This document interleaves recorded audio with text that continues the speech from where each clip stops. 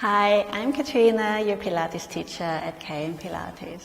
Welcome to Get Started with Pilates, your 31-day journey to ease your way into a daily Pilates practice. Today is day 2, so let's begin.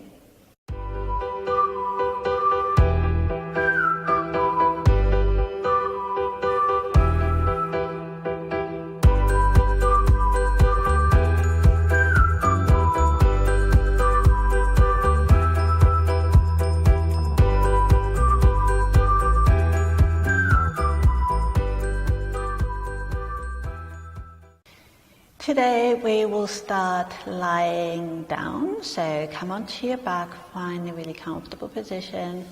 If you have carpet, you don't actually need a mat necessarily, but if you have hard floors, you'd be much more comfortable on some sort of exercise mat. So, you'll come onto your back,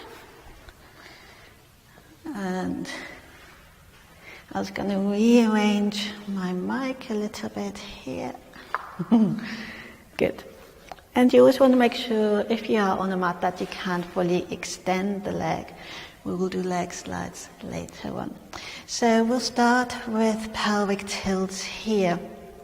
So you want to have the feet hip width and parallel, the knees hip width, and you can either have your arms by your sides, or you can have your hands on your rib-hip connection, which is the distance between your ribs and your hips.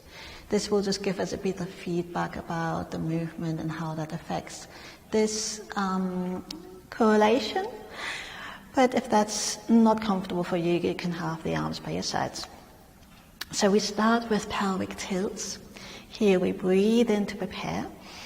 Breathe out and gently imprint the lower back into the mat, but the hips stay on the floor, the feet are quite relaxed. Breathe in and arch the back away, so you want to create a bit of space in between the back and the mat. So we're tilting the pelvis one way and the other way, and just see how that feels in your lower back. Your lumbar spine should be quite relaxed. You might feel a little bit of a stretch. Just breathe in on one movement and out on the other. Last few of these.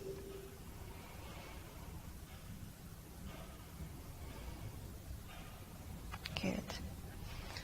And then we will go into neutral. So here, when we're in this neutral spine pelvis position, there usually is no tension in the hips. This is all quite relaxed.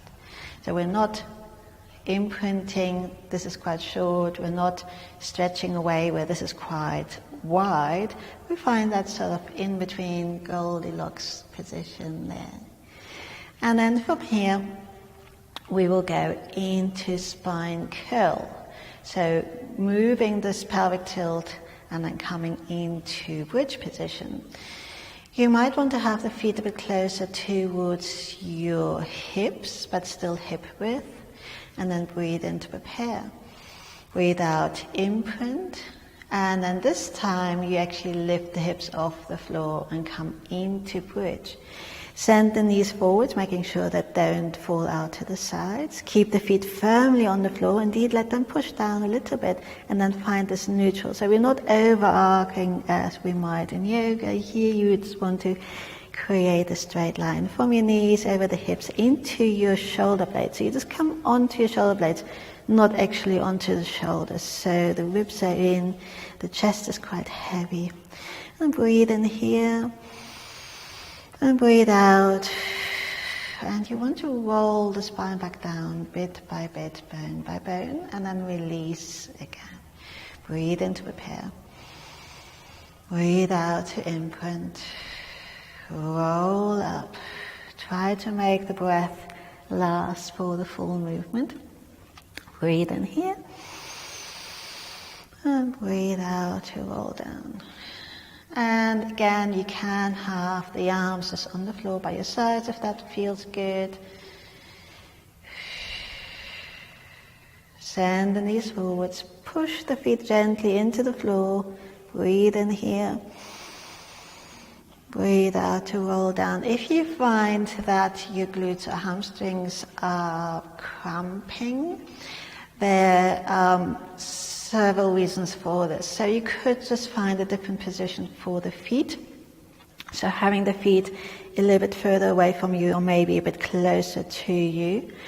And then also just where we do want to support the movement a little bit through the glutes. Sometimes we just use them too much. We switch them on to help a little bit too much, and that can cause that the muscles start to cramp. And hold on, one more of these. Breathe in to prepare. Breathe out, imprint first, then roll up. And on the way down, we want to reverse that, where you roll the spine back down in between the shoulder blades, mid back, and then the lower back as well. If possible, don't force anything, and then release. Good, we'll go into windows. We did this yesterday in sitting. So you reach the arms up and then relax the shoulders down. You breathe and lower the elbows down onto the floor, rotate the arms, lengthen the arms back behind you, and then come back up. Now here it really depends on how happy your shoulders are to do this. Ideally we want to keep the spine still and in neutral. So if you find you have to arch your back to keep the arms in contact with the floor, have the arms a little bit further away from the floor. So first you want to keep the spine in neutral and still. And then if you can keep the arms on the floor whilst doing this, and your shoulders are happy with that, great. If that's a little bit too much today, just hover above the floor and that will be fine as well. One more of these. Breathe in and out and in. And then lower the arms all the way down by your sides. Good. And then again, I would suggest to have your hands on your rib-hip connection, or you can have your arms by your sides if you prefer. And then we'll go into knee drops. So here we breathe in to prepare, and then breathe out to lower one knee to the side, but we keep the hips still, and then bring the knee back. The aim here is not to get the knee to the floor. The aim here is to move the leg and keep the pelvis still. So you might notice that your hips want to go with the leg, but you don't let that happen. So that's why I would suggest to have the hands on the hip bones, just to notice that the pelvis is staying still while the leg is moving slowly to the side and then come back up. For a breathing pattern, you breathe out to lower and in to come back. But as always, if in doubt, breathe. So in the beginning, I would suggest not to get too worried about the breathing patterns. Try to just breathe through the movements, avoid holding the breath. And last two of these. One more.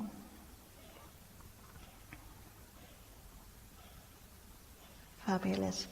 Then relax the arms by your sides if they're on your hips, and then breathe in, reach the arms back, breathe out, circle the arms around. For these we want to stay away from the floor. So these are a little bit above the floor. Breathe in to reach back, breathe out to circle around. One more of those. And circle. And then go the other way around. Breathe in and out. And again, just see how this feels in your shoulders. It can be quite strong. So if this is a little bit difficult for you, maybe stay with going the other way around. Breathe in, reach back. And then relax the arms by your sides, or again bring your hands onto your hip connection. So we did leg slides in sitting yesterday, and we'll do those in supine. So again, slide the heel away from you, flex the foot. Tiny lift, keeping the spine still. Lower down, and then slide the heel back. Breathe in, and out, and in. And we try to create a really sort of gooey movement. So rather than just relaxing the leg away from you, try to sort of push through the heel, create some imaginary resistance. You push the heel away, flex the foot, bringing the toes towards you. Push the heel away as you lift the leg. And then drag that heel back into that hip width position. So the feet will want to come into the middle. Make sure to bring them back into that hip width. And whilst we're doing these, we try to keep the spine still.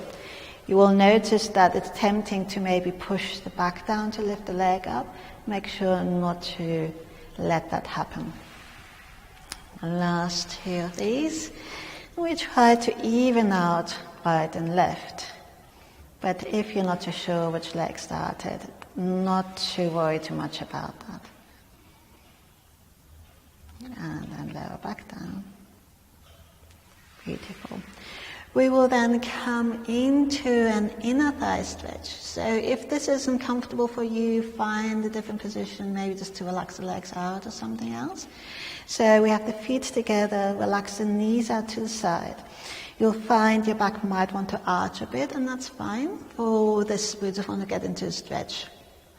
If the feet are further away from you, it's a bit less of a stretch, and if the feet are closer, it's a bit stronger. But you want to find a position where you can just let these muscles relax, let the knees just drop, and then have the hands wherever they're comfortable. You can have your hands on your belly, just observing your breathing, or you can have your arms by your sides or further out. Or you can have the arms back if you can just let the elbows drop. If there's a lot of tension, that won't be helpful. But if you find this is a nice chest and shoulder stretch, then feel free to stay here for a moment. And then we breathe into our belly. So as you breathe in, let the belly button float up. And breathe out, let the belly button drop. You can close your eyes if you want to. And you just want to allow the body to get really heavy and relaxed. You breathe and let the belly get big. And breathe out and relax a bit more.